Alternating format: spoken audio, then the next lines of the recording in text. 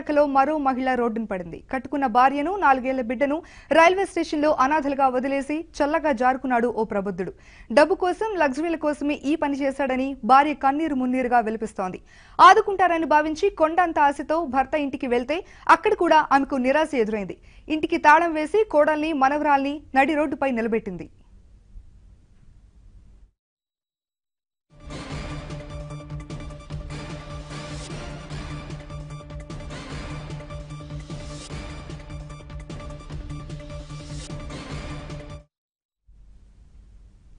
అత్తింటి వేధింపులతో ఆ ఇల్లాలు శోకసంద్రంలో మునిగిపోయింది.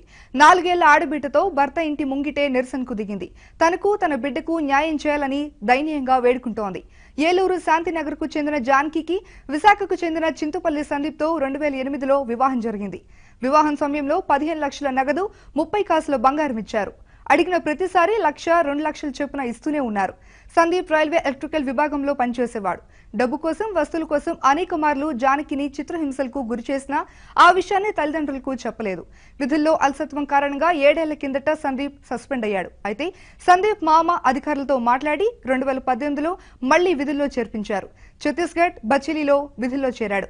గత సెప్టెంబర్లో విశాఖ నుంచి బచేలి వెళ్లి ఉద్యోగంలో చేరాడు. అప్పటి నుంచి భార్య పిల్లల్ని చూసేందుకు ఒక్కసారి కూడా రాలేదు. విశాఖ వచ్చినా తన తల్లి, తన తమ్ముడిని కలిసి వెంటనే బచేలి వెళ్లిపోయేవాడు. తన భర్త విశాఖ వస్తున్నా తనను కలవడం లేదని తెలుసుకున్న భార్య జానకి భర్త సందీప్ కోసం బచేలి వెళ్లింది. అక్కడ భార్యకు మంచి మాటలతో మాట్లాడి విశాఖకు తీసుకొచ్చాడు.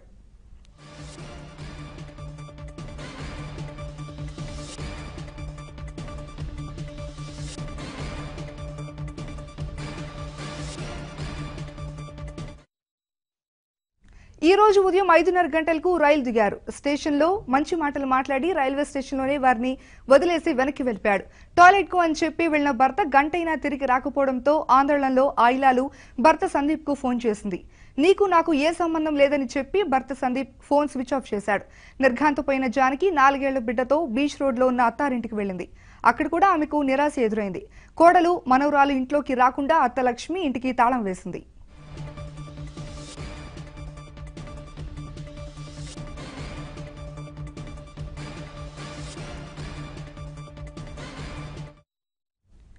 ఏం చేయాలో తెలియక 4 ఏళ్ల బిడ్డతో ఆ ఇల్లాలు ఆ గుమ్మం ముందే కూలబడిపోయింది. తేరుకున్న తర్వాత భర్త ఇంటి ముంగిట నిరసనకు దిగింది. తనకు, తన బిడ్డకు న్యాయం చేయాలని దీనంగా వేడుకుంటోంది. డబ్బు కోసం ఎన్నోసార్లు చిత్రహింసలు పెట్టినా భరించానని, కానీ ఇంత దుర్మార్గంగా మానవత్వం లేకుండా ప్రవర్తిస్తాడని అనుకోలేదని ఆమె విలపిస్తోంది. అభం శుభం తెలియని పసిబిడ్డపై కూడా మానవత్వం చూపించడం లేదని కన్నీరు మున్నీరుగా విలపించింది.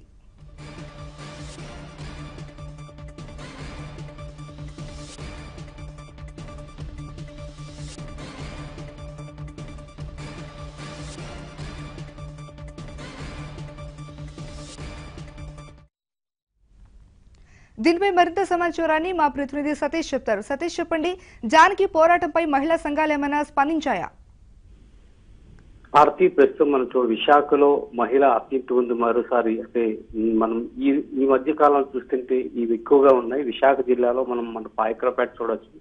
ఈ రోజు విశాఖలో మరో చోట బీచ్ రోడ్ ప్రాంతంలో అత్యంత వారి వేధింపులకు, భర్త వేధింపులకు, ప్రధానంగా మనం చెప్పే భర్త వేధింపులకు మరో అబల ఇంటి ముందు ఆందోళన చేస్తుంది. కట్న దాహానికి ఈ విధంగా జానికి వీధిపాలైందని చెప్పుకోవాలి. నీడలేక 4 ఏళ్ల ఆడబిడ్డతో రోడ్డును పడింది. తనకు న్యాయం చేయాలంటూ కూడా ఆమె ఈ రోజు ఉదయం నుంచి కూడా ఇంటి ముందు ఆవేదనతో అక్కడ పోరాటం చేస్తుంది. అయినప్పటికీ కూడా ఇంటి వారు కానీ, భర్త కానీ పట్టించుకోవాల్సిన పరిస్థితి కనిపిస్తుంది. ఉదయాన్న 5:30 గంటల నుంచి కూడా ఆమె భర్త కోసం పరిచెప్పిస్తున్న ఆ యొక్క దృశ్యాలు కూడా ప్రతి ఒక్కరిని కూడా కలిసివేస్తుంది. దీనిపైన మహిళా సంఘాలతో మాట్లాడడం జరిగింది. ఆమె కూడా మాట్లాడడం జరిగింది. తమకు న్యాయం చేయాలని.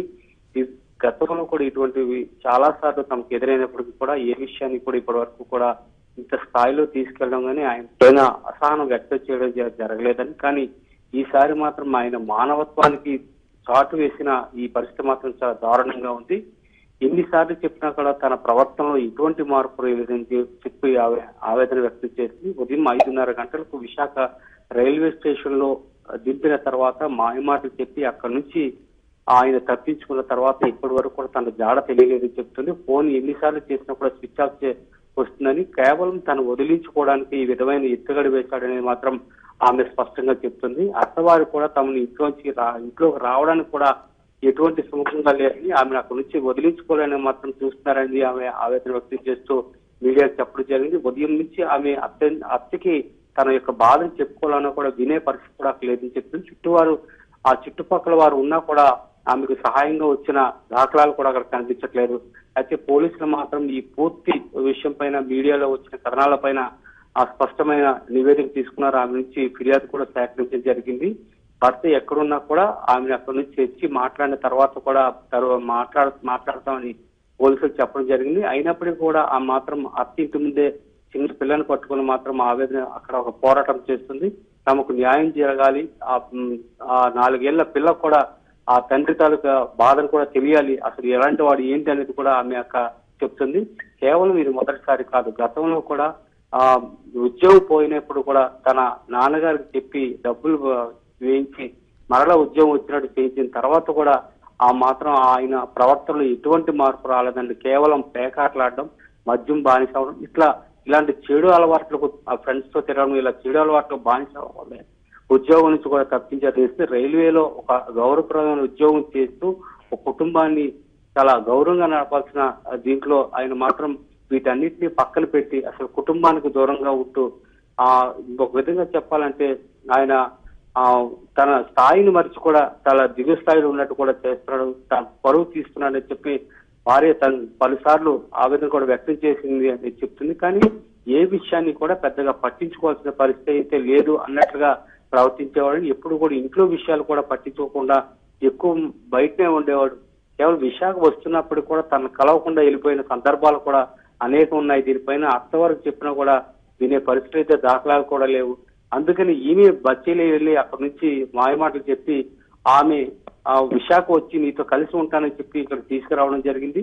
ఈ రోజు ఉదయం 5:30 గంటలకు విశాఖ రైల్వే స్టేషన్ లో ఇద్దరు కలిపి దిగడం జరిగింది. అక్కడ నుంచి నేను మాట్లాడతాను, నువ్వు ఇక్కడే ఉండు, నీ టాయిలెట్కి వెళ్ళి వస్తానని చెప్పి అక్కడ నుంచి పక్కకు వెళ్ళిన తర్వాత అక్కడ నుంచి కనిపించకుండా మాయమయ్యాడు.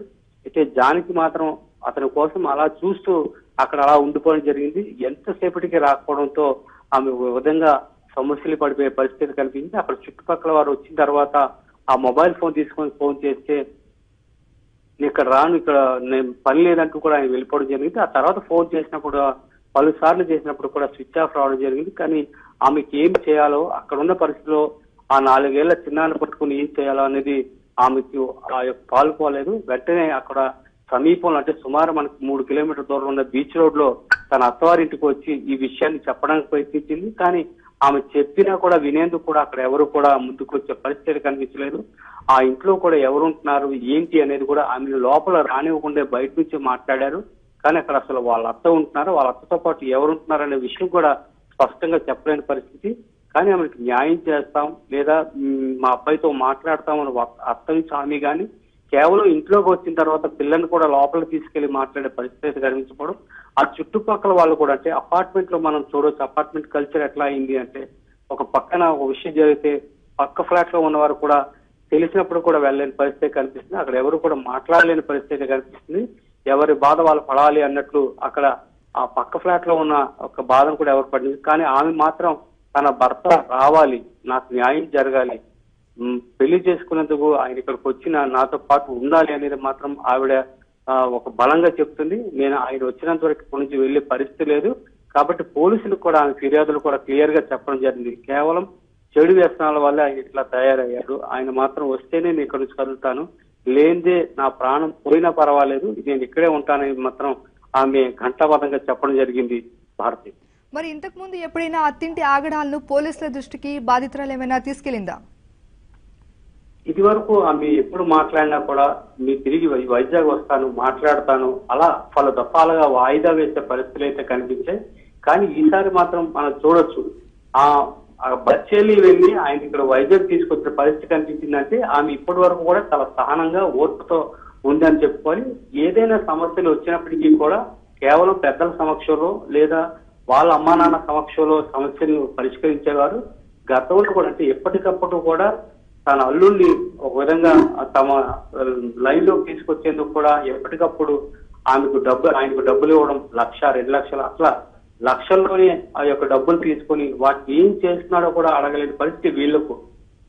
ఆ లక్షల్ని ఆ చెడు అలవాట్లకు బానిస అవుతున్నాడు అనేది కూడా తెలిసినప్పటికీ కూడా మాట్లాడలేని పరిస్థితుల్లో ఉన్నారు కనుక ఆ యొక్క సందీప్ ఆగడాలు కూడా ఎక్కువైపోయింది చెప్పుకోవచ్చు. కాబట్టి మేము ఏం చేసినా చెల్లుతుంది, మాకు అడిగే పరిస్థితి ఎవరికి లేదు, కావున ఏం చేసినా చెల్లుతుంది అనే పరిస్థితి ఆ సందీప్ అనుకున్నాడు. కాబట్టి ఈ రోజు ఈ పరిస్థితి వచ్చింది. గతంలో కూడా ఇటువంటి సందర్భాలు అనేకం వచ్చినప్పటికీ కూడా ఏ రోజు కూడా పోలీస్ స్టేషన్ వరకు వెళ్లే పరిస్థితి అయితే కనిపించలేదు. కేవలం పరువు ప్రతిష్టలు మేము దృష్టిలో పెట్టుకుని ఎక్కడికి వెళ్ళడం లేదు.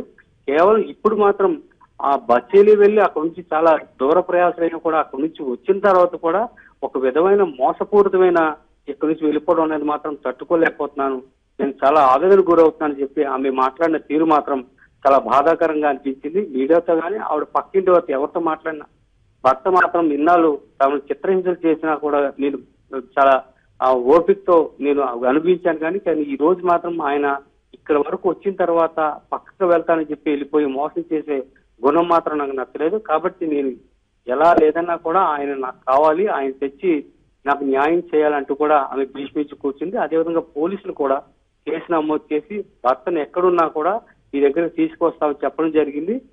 కాసేపటి క్రితమే ఆమెను లోపలికి తీసుకువెళ్లారు, ఇంట్లోకి తీసుకువెళ్లారని చెప్తున్నారు. కానీ ఇప్పటి వరకు కూడా ఆమె నుంచి ఎటువంటి స్పష్టత లేదు. కాబట్టి దీనిపైన పోలీసులు మాత్రం కేసు నమోదు చేసి సందీప్ ను వైజాగ్ తీసుకొచ్చే విధంగా ఉంటుంది. దీనిపైన కేసు కూడా నమోదు చేస్తారని రెండోపట్నం పోలీస్ స్టేషన్ సమాచారం ఉంటుంది. భారతి.